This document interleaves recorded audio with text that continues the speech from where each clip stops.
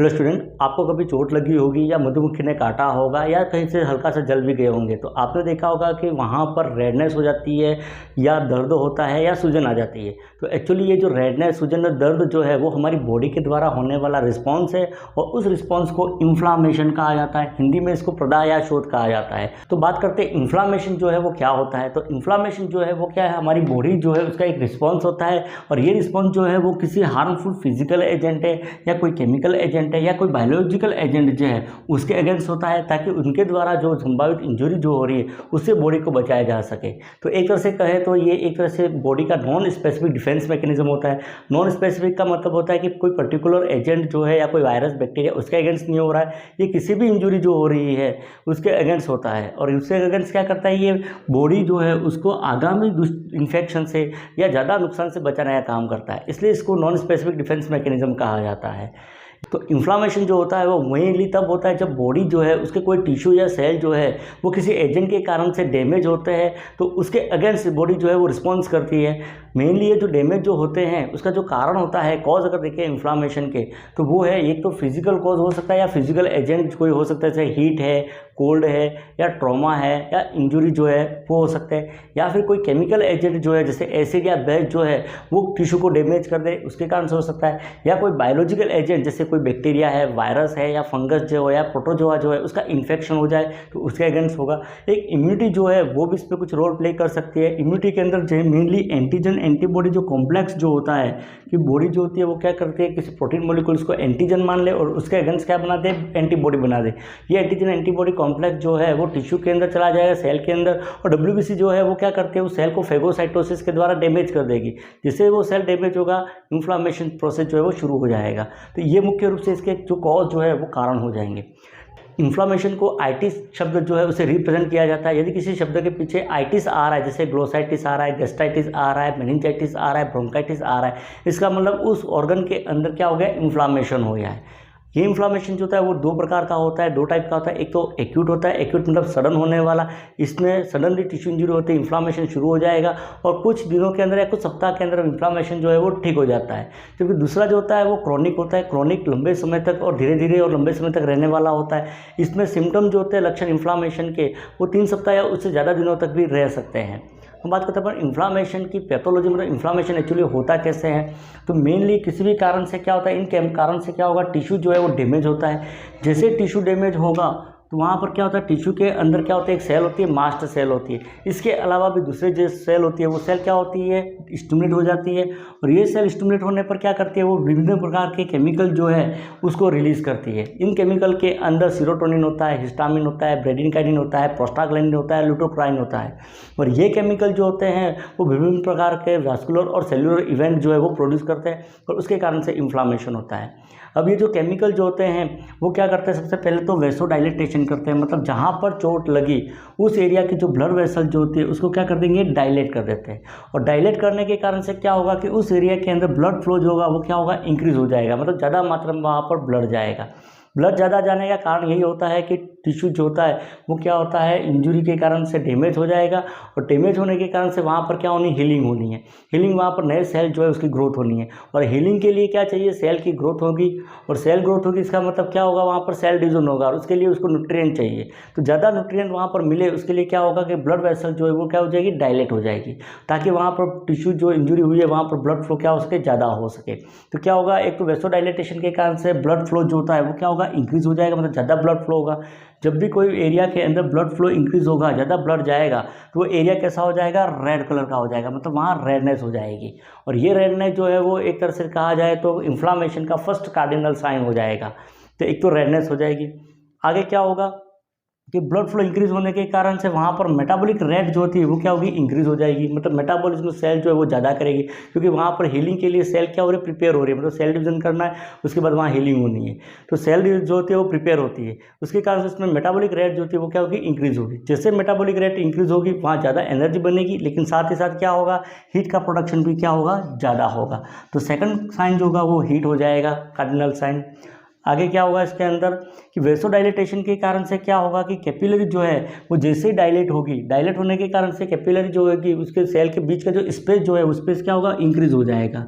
और cell space increase होने के कारण से कैपिलरी की जो परमेबिलिटी जो है वो क्या होगी, इंक्रीज हो जाएगी। मतलब कैपिलरी की परमेबिलिटी जो है वो बढ़ जाएगी।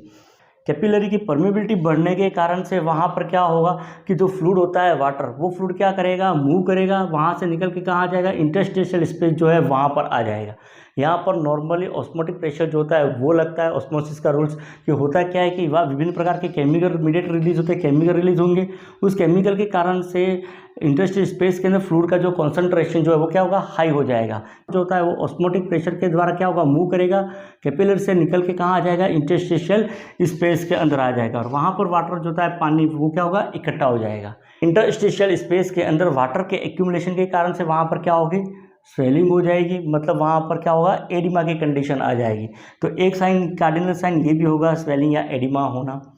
आगे क्या होगा इसके अंदर कि ये केमिकल मीडिएटर जो होते हैं वो क्या करते हैं, इसमें खास करके प्रोस्टाग्लैंडिन जो होता है, ये प्रोस्टाग्लैंडिन जो होता है वो क्या करता है कि वहाँ की जो नर्व जो होती है उस नर्व को क्या स्टिमुलेट करेगा। और नर्व स्टिमुलेशन के कारण से वहाँ पर क्या होगी, इम्पल्स पैदा होगी। वो इम्पल्स होगी पेन की। तो वहाँ पर जहाँ चोट लगी है उस एरिया के अंदर क्या होगा, पेन होगा, मतलब दर्द होगा। पेन के साथ ही जिस ऑर्गन के अंदर इन्फ्लामेशन हुआ है वहाँ के टिश्यू जो होते हैं, मतलब सेल जो होते हैं वो क्या हो जाएंगे, डैमेज हो जाएंगे। जब ऑर्गन के सेल डैमेज होंगे तो वो ऑर्गन जो है वो प्रॉपर वे में वर्क जो है, मतलब फंक्शन जो है वो नहीं करेगा।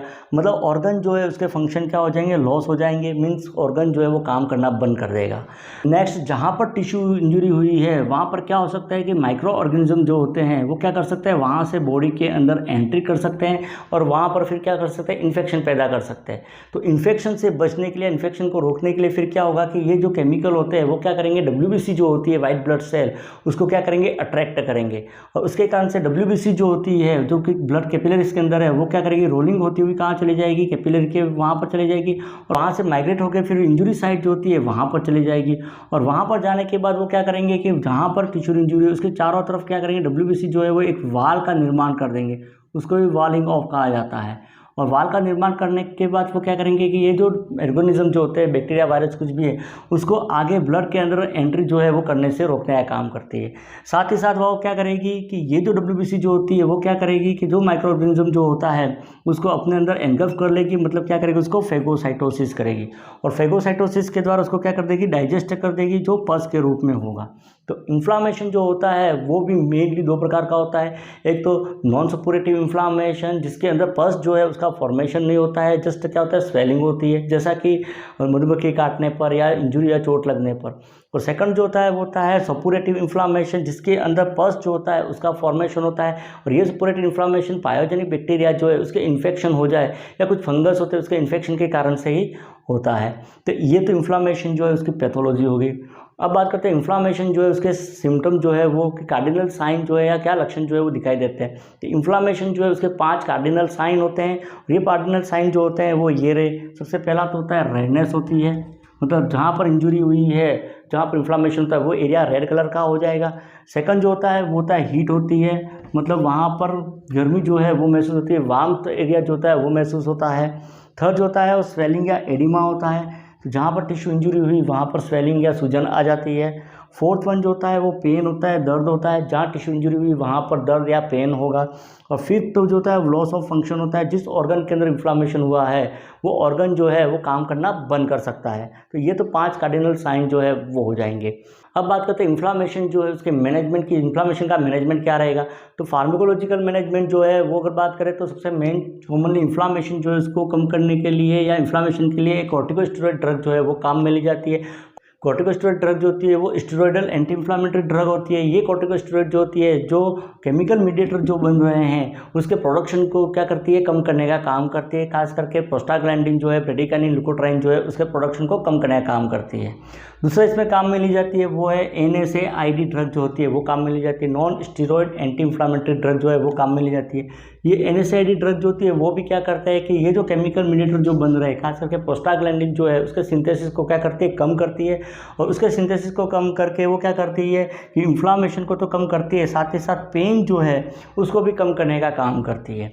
अगली चीज़ इसके अंदर नॉन फार्माकोलॉजिकल मैनेजमेंट जो है वो रहता है। इसमें एक तो कोल्ड एप्लीकेशन जो है वो काम में ली जाती है। कोल्ड एप्लीकेशन जो है वो क्या करती है कि वैसो कॉन्स्ट्रिक्शन प्रोड्यूस करती है, मतलब ब्लड वेसल्स को कॉन्स्ट्रिक्ट कर देती है, और वैसो कॉन्स्ट्रिक्शन के द्वारा ब्लड फ्लो जो है उसको क्या करती है, रिड्यूस करने का काम करती है। साथ ही साथ कैपिलरी की परमेबिलिटी को भी कम करती है, और उन दोनों के द्वारा वो रेडनेस हीट जो हो रही है या इन्फ्लामेशन जो हो रहा है उसको कम करने में और दर्द को कम करने में भी क्या करता है, मदद करता है। एक इसके अंदर हॉट एप्लीकेशन जो है वो काम में ली जाती है। हॉट एप्लीकेशन जिससे ज़्यादातर पायोजेनिक इन्फेक्शन जो है या इन्फ्लामेशन हो रहा है उसमें काम में लेते हैं। हॉट एप्लीकेशन क्या करती है कि ब्लड फ्लो जो होता है उसको क्या करती है, बढ़ा देती है, वेसोडाइलेशन करती है, ब्लड फ्लो इंक्रीज़ होगा। जिससे ब्लड फ्लो इंक्रीज़ होता है, यहाँ पर जो केमिकल जो होते हैं वो केमिकल क्या हो जाएंगे, ब्लड के कारण से वहाँ पर डाइल्यूट हो जाएंगे, और डाइल्यूट होकर वो केमिकल उस इन्फ्लामेटरी साइट जो है वहाँ से क्या हो जाएंगे, हट जाएंगे, और हट जाएंगे उसके कारण से इन्फ्लामेशन के कारण जो कंडीशन आ रही है, पेन आ रहा है या स्वेलिंग आ रही है, वो स्वेलिंग क्या होगी, कम हो जाएगी। तो एक तो हॉट एप्लीकेशन काम में लेते हैं। स्वेलिंग या एडिमा हो रहा है तो उसके लिए राइस RICE जो है वो काम में लेता है। राइस के अंदर एक तो रेस्ट होता है कि इन्फ्लामेशन के अंदर पेशेंट को रेस्ट जो है वो प्रोवाइड किया जाता है। एक आइस मतलब कोल्ड एप्लीकेशन जो है वो काम में ली जाती है। कंप्रेशन जो होता है वो काम में लेता है। कंप्रेस मतलब जहाँ इन्फ्लामेशन हुआ है उस एरिया को कंप्रेस से दबा के रख दिया जाता है। कंप्रेशन के कारण से, प्रेशर गिरने के कारण से फ्लूइड जो होता है वो क्या होगा, इंटरस्टिशियल स्पेस के अंदर मूव नहीं करेगा, और स्वेलिंग जो है वो क्या होगी, कम हो जाएगी। एक एलिवेशन जो होता है वो काम में लेता है, मतलब जहाँ पर इन्फ्लामेशन हो रहा है या अफेक्टेड साइड जो होती है उसको एलिवेट कर दिया जाता है। एलिवेशन के कारण से ग्रेविटी के द्वारा ब्लड फ्लो जो है वो क्या हो जाएगा, वहाँ कम होगा, जिसके कारण से फ्लूइड का मूवमेंट जो है वो कम हो जाएगा और स्वेलिंग जो है वो कम होगी। तो ये मेनली इसका मैनेजमेंट हो जाएगा। ये इन्फ्लामेशन जो है उसका शॉर्ट में रिव्यू हो गया। इन्फ्लामेशन के बारे में डिटेल में और हम डिस्कस करेंगे जब फार्माकोलॉजी के चैप्टर पढ़ेंगे। उसके अंतर्गत ये जो केमिकल मीडिएटर जो है उसका प्रोडक्शन कैसे होता है और ये एक्चुअली वर्क कैसे करते हैं उसके बारे में डिटेल में बात करेंगे। मिलते हैं अगले वीडियो में। Thank you.